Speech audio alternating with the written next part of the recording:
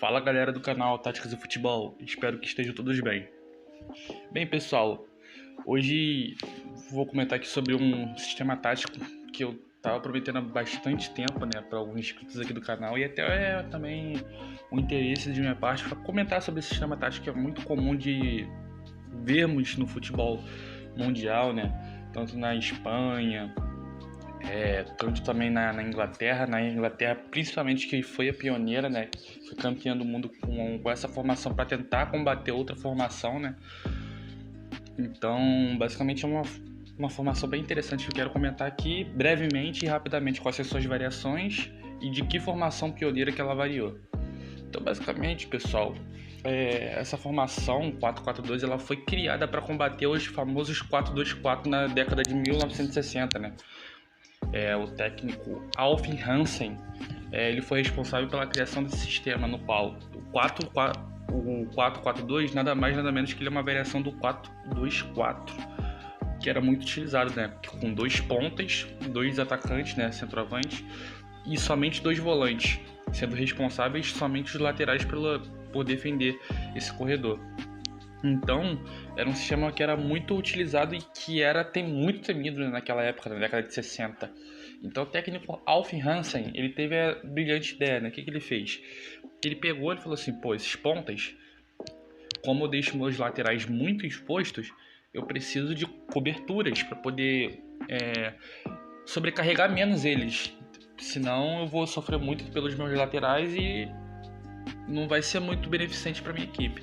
Então ele baixou esses pontos até a linha do meio campo, convertendo os mesmos em alas, no qual eles agora tinham a obrigação tanto no ataque, né, ou às vezes cortar por dentro e liberar esse corredor para o lateral, né, que depois viemos conhecer os famosos laterais ofensivos, né, que basicamente foram pioneiros aqui também no Brasil, né, Nilton Santos, o Capita, Carlos Alberto Torres e dentre outros, né, Roberto Carlos, Cafu e muitos outros laterais que nós tivemos que foram brilhantes. Mas voltando aqui para a análise do vídeo, então esse ala, né, que era um ponta, ele às vezes poderia cortar por dentro e liberar esse corredor, né, para o lateral do seu respectivo lado, ou até mesmo ele vinha também por dentro e segurava um pouco mais o lateral que tinha essa dificuldade de apoio ao ataque.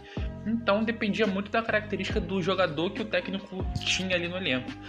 Então basicamente ele tinha essa responsabilidade também de baixar aqui e fazer essa dobrinha de marcação, né, para ajudar o lateral no 1 contra 1, né, no 1 para 1 que era muito forte naquela época, tinha jogadores brilhantes. Então foi uma estratégia muito bem utilizada. Os volantes tinham a obrigação de marcar essas opções de passe por dentro, né, para evitar jogadas por dentro pelos corredores, né, o corredor central. E os centroavantes eram aqueles caras de área. Poderia ser um de movimentação e outro de presença de área. Então, às vezes um combinava com o outro, né? Um era mais de movimentação para atrair a marcação, né?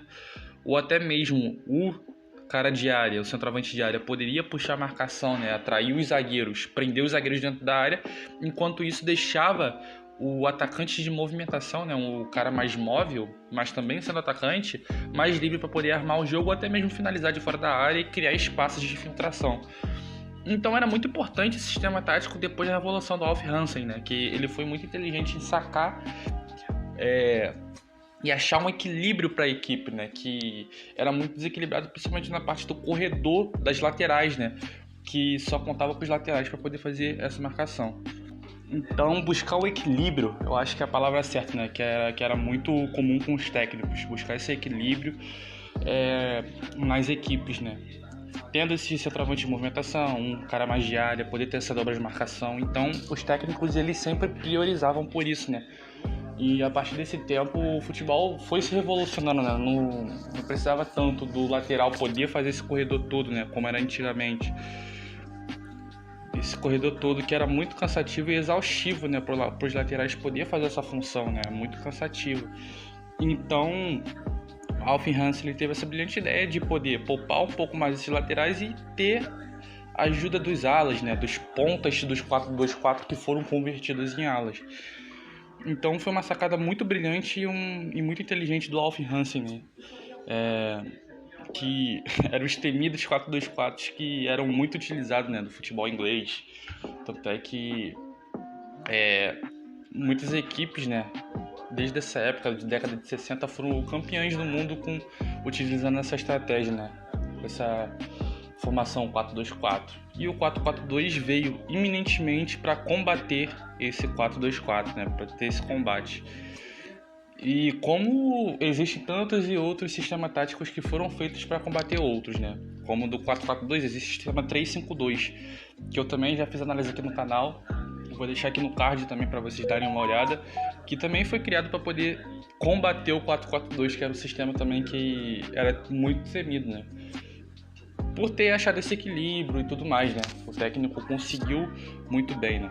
Então, basicamente, contando agora nas variações, né?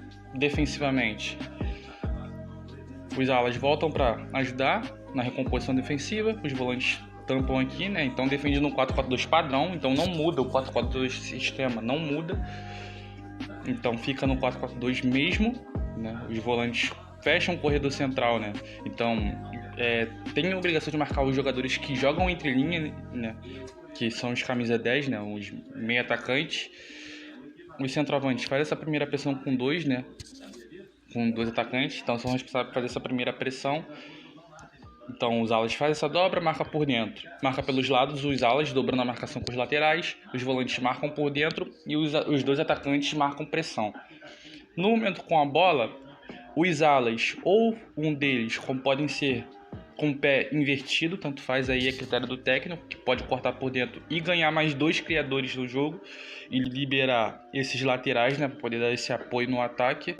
E você jogando com esses alas por dentro, você libera os laterais, né, para poder dar esse apoio, né, e você ganha mais dois criadores, né, por dentro, ou seja, seria mais dois armadores, que seriam esses alas, né, meias pelo lado, cortando para dentro. E você teria mais dois centroavantes na área com dois alas chegando, né, jogando por dentro. Na verdade, então seria uma coisa bem interessante, né? Às vezes, você também tem a chegada dos dois volantes por trás e os dois zagueiros na linha do meio campo. É uma coisa muito interessante de se ver, né? Que você ganha muito dois caras que seriam de lado jogando por dentro, né? Com chegada, e os dois volantes para poder neutralizar caso houvesse um contragolpe. Então é uma formação bem interessante, né? Muito interessante mesmo. Então é uma formação que te cabe diversas variações e conforme o técnico vê a visão dele de futebol, né? Então aí varia muito de técnico para técnico, mas o básico, o padrão do sistema 4-4-2 é isso aqui que nós acabamos de citar aqui, né? Nessa análise ofensiva. Então, resumindo rapidamente, às vezes os alas cortam para dentro, né? Para dentro, libera o lateral. Liberando o lateral, você ganha mais dois criadores no meio campo, que seriam esses alas jogando por dentro. Então, você junta com esses dois criadores, com os dois centroavantes chegando na área, com os laterais cruzando. Caso os centroavantes, né, os dois atacantes não ganhem essa primeira bola na área, tem a chegada dos alas por trás, né? Para poder finalizar. E os dois volantes mais atrás dos alas, que seriam esses meias atacantes, né? Falsos meias atacantes que não são, só nesse momento quando eles jogam por dentro, e os volantes por trás deles tentando neutralizar caso eles não consigam pegar uma possível bola ou um possível contra-ataque. Então, basicamente, é essa revisão aí que poderia também fazer do sistema. Também a solução, né, de quando você tem laterais defensivos que não tem esse apoio tão grande, no ataque eles viram uns alas ali, basicamente, né, até o meio campo, e aí joga basicamente um ala com o pé do seu respectivo lado. Se ele tá jogando como um ala pela direita, ele tem que ser destro, né, para poder ter esse pé bom para poder fazer o cruzamento para a área, para os centroavantes disputarem essa bola na área, né.